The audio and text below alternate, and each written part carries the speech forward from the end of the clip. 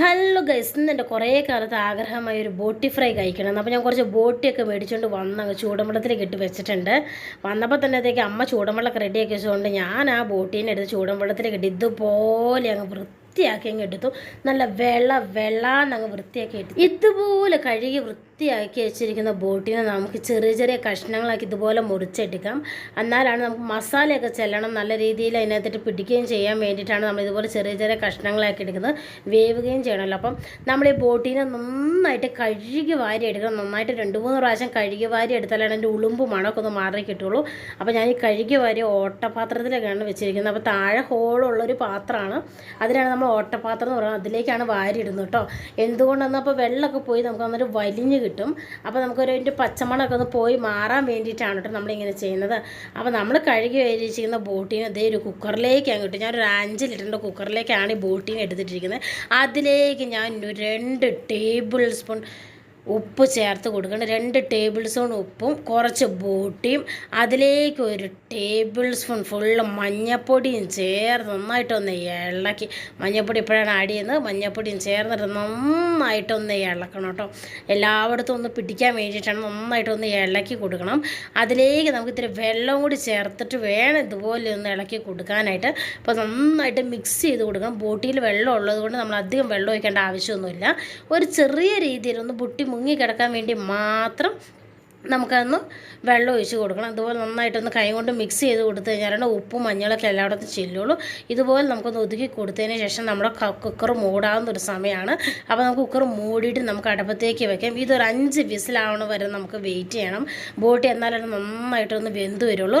ഒരു 5 വിസിലിന് ശേഷം നമുക്ക് ഈ ബോട്ടി ഒന്ന് തുറന്ന് നോക്കാം. 5 വിസിലായിട്ടുണ്ട്. അപ്പോൾ ബോട്ടി നമുക്ക് വെച്ചിട്ട് അപ്പോൾ നമുക്ക് ഇതിനൊന്ന് തുറന്ന് നോക്കാം എങ്ങനെ ഉണ്ടെന്ന്.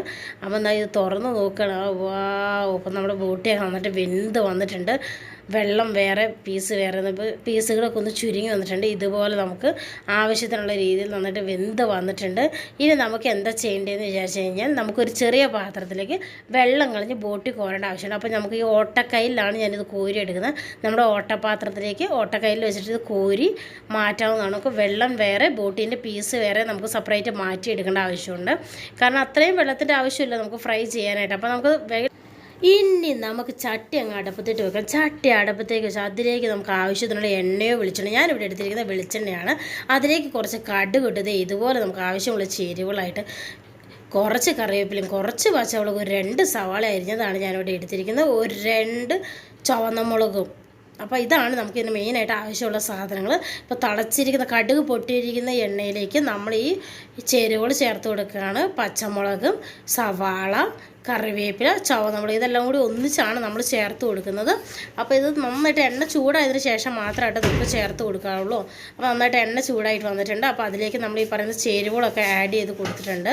അപ്പോൾ നമുക്ക് നന്നായിട്ടൊന്ന് വരുന്നവരെ നമുക്ക് വെയിറ്റ് ചെയ്യണം. അതിലേക്ക് നമുക്കൊരു ആവശ്യത്തിന് ഇത്തിരി ഉപ്പിട്ട് കൊടുക്കുന്നതിലും കുഴപ്പമൊന്നുമില്ല. ഇതുപോലെ നന്നായിട്ടൊന്ന് ബ്രൗണിഷ് കളറിലേക്ക് ഒന്ന് വാടി വരണം.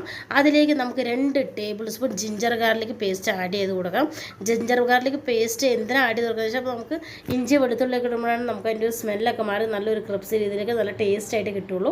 അപ്പോൾ അതിലേക്ക് നമ്മൾ ആഡ് ചെയ്തെങ്കിൽ ജിഞ്ചർ ഗാർലിക് പേസ്റ്റ് ഇതുപോലെ നന്നായിട്ടൊന്ന് മിക്സ് ചെയ്ത് കൊടുക്കണം. അതിൻ്റെ ഒരു പച്ചമണമൊക്കെ മാറാൻ വേണ്ടിയിട്ട് നമ്മുടെ എണ്ണ തെളിഞ്ഞ് വന്നിട്ടുണ്ട്. അപ്പോൾ അതിലേക്ക് നമുക്ക് 2 ടേബിൾ സ്പൂൺ മുളക് പൊടി ഞാൻ അങ്ങ് ചേർത്ത് കൊടുക്കുകയാണ്. അതിലേക്ക് 2 ടേബിൾ സ്പൂൺ മല്ലിപ്പൊടി ഞാൻ ചേർത്ത് കൊടുത്തിട്ടുണ്ട്. ഇനി ഒരു 1/4 ടേബിൾ സ്പൂൺ ഗരം മസാല ഞാൻ ചേർത്ത് കൊടുക്കുന്നുണ്ട്. അപ്പോൾ അതിലേക്ക് കുറച്ച് കാശ്മീരി ചില്ലി പൗഡർ ഞാൻ ചേർത്ത് കൊടുത്തിട്ടുണ്ട്. ഇനി അതിലേക്ക് നമുക്ക് ആവശ്യമായിട്ട് കുറച്ച് 2 ടേബിൾ സ്പൂൺ മീറ്റ് മസാലയാണ്.